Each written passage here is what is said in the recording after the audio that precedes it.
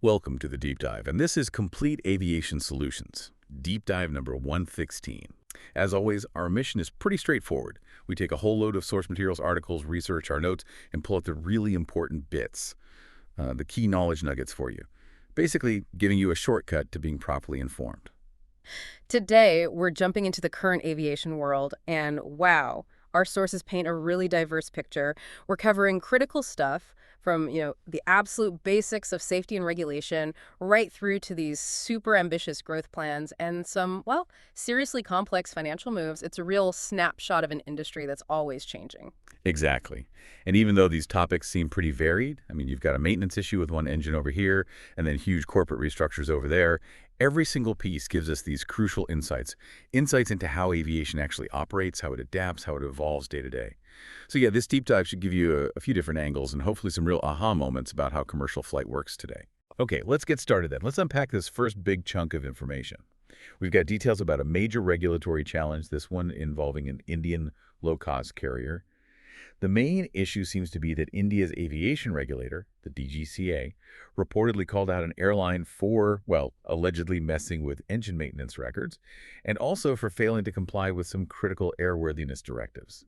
This isn't just like missing a paperwork deadline. It hits right at the core of aviation safety. It really does. And the seriousness of an accusation, can't really overstate it. When we talk about airworthiness directives, ADs, we mean mandatory orders. They come from a regulator to fix an unsafe condition on a plane, an engine, a component. It's non-negotiable. In this specific case, it was EASA's directive, AD 2023-108. This one came out in May 2023, and it specifically mandated replacing defective engine seals, compressor spools, and high-pressure turbine rotor discs. These were found in certain CFM International EPOI-1A engines. These aren't minor parts, They're absolutely critical for the engine to work safely and reliably. Ignoring a directive like that, that's a very, very serious thing. And the details we're seeing make it sound even more worrying. The airline supposedly didn't replace these faulty parts within the time frame EASA set out. Yeah. Then, and this is really the kicker, they reportedly faked the maintenance logs to make it look like they had complied. Our sources suggest this involved just one aircraft, a 2020 vintage A320-200N. So, okay, one plane, but potentially a huge breach of trust and safety rules. Yeah, one plane is still one too many when safety's involved. The airline's public response, which we saw in the sources, was basically blaming a delay on migrating records in their monitoring software. They did emphasize that the parts were changed immediately once they spotted the issue. But what's also really notable is the quick internal action they took. Reports say they sacked a quality manager and suspended a deputy continuing airworthiness manager after the DGCA's investigation started. So that does suggest a level of internal accountability was definitely triggered, whatever the reason they gave for the delay. It does make you wonder, though, doesn't it? How often does that software migration excuse pop up in situations like this? From a regulator's point of view, do they just accept that, or does it immediately set off alarm bells about maybe deeper systemic problems? That's a really good point. Look, a software migration could genuinely cause delays or data issues. It happens. But when you combine that explanation with allegations of forged records, well, it instantly shifts from maybe a technical glitch to a question of potential deliberate noncompliance. Regulators like the DGCA, EASA, the FAA, they're basically designed to be skeptical, right? Their whole job is ensuring absolute safety, which means they have to dig deeper than just the initial explanation.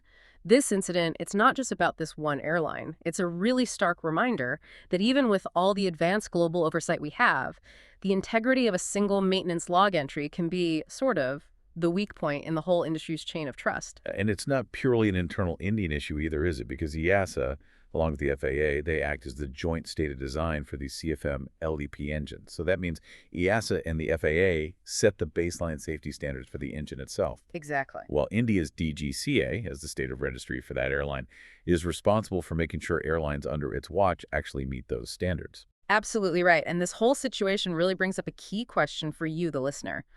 What does an incident like this actually mean for that incredibly complex web of trust? The trust between airlines, regulators, and ultimately passengers. What's really fascinating here, I think, is seeing how multiple regulatory bodies immediately get involved when safety might be compromised. It just highlights how globally interconnected aviation oversight really is. It's this intricate system, all designed to keep safety standards high across borders. Any weak link anywhere can have ripple effects right through that whole safety chain. Okay, so from that critical world of safety and regulation, let's pivot now. Let's talk about the high-stakes financial moves that, well, keep these airlines flying. Because here's where it gets really interesting. We've got information suggesting a major low-cost carrier in Southeast Asia is getting close to sealing the deal on some significant capital injection talks. And this isn't just pocket change we're talking about. It could be genuinely transformative for them. That's right. The reports say the airline is close to finalizing negotiations for potentially up to 235 million US dollars in fresh capital. And it's coming from undisclosed investors, which always adds a bit of intrigue. This cash injection is directly tied into the wider corporate restructuring happening with this Malaysian low-cost group. Their parent company is actively trying to get out of what's locally called a distress status or regularization. Right. And it's not just a simple fundraising effort, is it? It sounds like quite a complex corporate maneuver, almost like, I don't know, corporate surgery. Yeah. As part of this whole regularization, a different entity, AirAsia X, is actually going to acquire the main AirAsia airline business from the current parent, Capital A. Now, Capital A will still hold about an 18% stake in AirAsia X, but they won't have direct shares in the core airline or its joint venture arm anymore. And crucially, getting this big chunk of capital is actually conditioned for completing that regularization. It's a vital step in their financial recovery plan, seemingly designed to streamline things and secure their future. Yeah, the implications of getting that much capital are pretty huge, especially with those rumors swirling, though, again, unconfirmed by the airline about a sovereign wealth fund possibly being involved. We've seen reports mentioning Saudi Arabia's public investment fund potentially putting in maybe USD 100 million specifically for fleet growth. Now, that kind of investment, if it happens from a sovereign wealth fund, often signals more than just money. It can indicate a strategic national interest in aviation, potentially reshaping air travel dynamics in the region. That makes sense. And interestingly, the airline also just recently announced plans for a kind of virtual hub in the Middle East.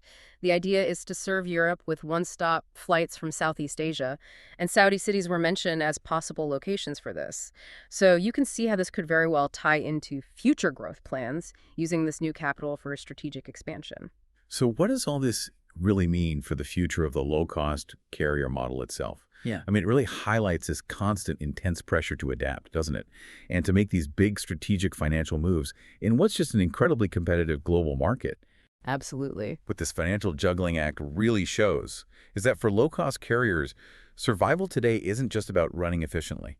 It's about sometimes needing radical corporate restructuring, even spinning off core parts of the business just to get that vital capital.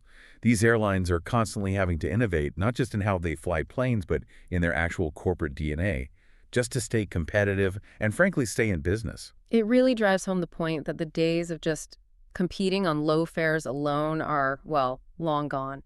Airlines, especially the LCCs, have to be masters of financial engineering now, constantly optimizing their balance sheets, tweaking their corporate structures to attract investment and stay ahead of the game. The stakes are just incredibly high. And talking about strategic moves and high stakes, we've got another fascinating story here, one about pure ambition and growth from a brand new player entering the scene. This is based on our source material. We're looking at a new Middle Eastern carrier planning to launch services in late 2025. And their plans are definitely not small scale. No, definitely not modest. The initial strategy, though, is quite focused, but still audacious. They're targeting 2 European cities as their very first destinations. The plan is to get one aircraft and then add 2 new routes every month right from the start. Their immediate focus will be on major cities in their home country and the wider Middle East. But that's just the beginning before they kick off what looks like genuinely rapid expansion. It's a, let's say, measured but aggressive start for a completely new airline. And the long-term vision. It's genuinely global. By the end of 2030, so just 5 years after launch, this airline plans to be flying to every single capital city in Europe, plus major capitals in the Far East and Central Asia. They also want a strong presence in the Gulf, the Indian subcontinent, and even the U.S. East Coast. Wow. And as if that wasn't enough, they're even eyeing Australia and New Zealand for later on, once their fleet builds up. That's building a global network from scratch in 5 years. It sounds almost, well, impossibly ambitious. It is incredibly ambitious, no doubt about it. And what's really fascinating is their strategy for getting around the initial fleet limitations. Because right now, the airline only has one aircraft, a B787-9, and that one's just being used for certification and training. It won't even be part of the launch fleet. they haven't received any new planes yet from their massive orders. We're talking Sure. 39 B-7879s, 60 A321neos, and 25 A350-1000s. Huge orders. Huge. So how do they plan to serve long-haul markets initially? Through partnerships. They're not waiting for all their own planes to arrive. They're using alliances to hit the ground running. Ah, okay. So instead of waiting potentially years for those big orders to filter through, they're effectively borrowing network-reaching capacity from established airlines. Hmm. How well does that usually work for a brand new airline that's trying to build its own brand identity and customer loyalty from scratch? That's the million-dollar question, isn't it? On the one hand, these strategic partnerships give them immediate access to networks and revenue streams. And crucially, without the massive upfront cost of buying and running a full long-haul fleet from day one, it definitely reduces the initial risk quite significantly. And our sources mention specific examples. They've already signed strategic cooperation MOUs with big names like Singapore Airlines, Egypt Air, and Air France KLM. Impressive names. Very. Plus, they're apparently talking to an undisclosed North American airline, too. So this shows a very deliberate strategy to build out their network fast. On the other hand, you're right, a new airline eventually does need to carve out its own identity and build direct relationships with customers. So these partnerships are most likely a bridging strategy. It lets them grab market share and build presence while that impressive fleet of theirs starts getting delivered. So if we connect this to the bigger picture, it really shows how new players can use these strategic alliances to build a global network even before their own full fleet is ready. It definitely raises an interesting question about the future of airline alliances, doesn't it? And how competition might shift with these new, maybe more digitally savvy carriers jumping in with huge plans and these innovative partnership models. It does challenge the traditional way of doing things. Are we maybe seeing a new kind of template for launching an airline, or is this just a unique case driven by specific circumstances? It certainly demonstrates a very sharp understanding that in today's super interconnected aviation world, you don't necessarily need to own every single plane to serve every single route. Strategic partnerships, used cleverly, can be just as powerful as having a massive fleet, especially in those crucial early stages of building a global presence. And there we have it. We've just covered three incredibly dynamic and really critical areas of the aviation industry today.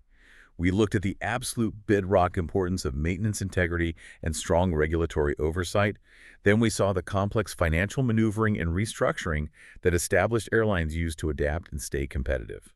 And finally, those ambitious growth strategies of new entrants using partnerships to quickly build a global footprint. Yeah, and knowledge is really most valuable when you understand it and can apply it. What really stands out to you from today's deep dive? For me, these sources truly highlight just how dynamic the aviation industry is. It's this constant back and forth between, strict safety rules, really innovative financial thinking, and these bold expansion plans. It's never still. It's an ecosystem that's perpetually evolving. And for you, the listener, maybe think about this.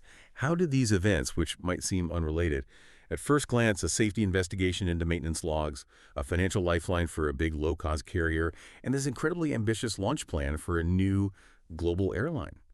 How do they all collectively paint a picture of the global aviation scene's resilience, but also its constant challenges? It's a really complex, always changing ecosystem out there. Thank you so much for joining us for Complete Aviation Solutions Deep Dive number 116. We really encourage you to keep exploring, keep asking questions, and stay informed.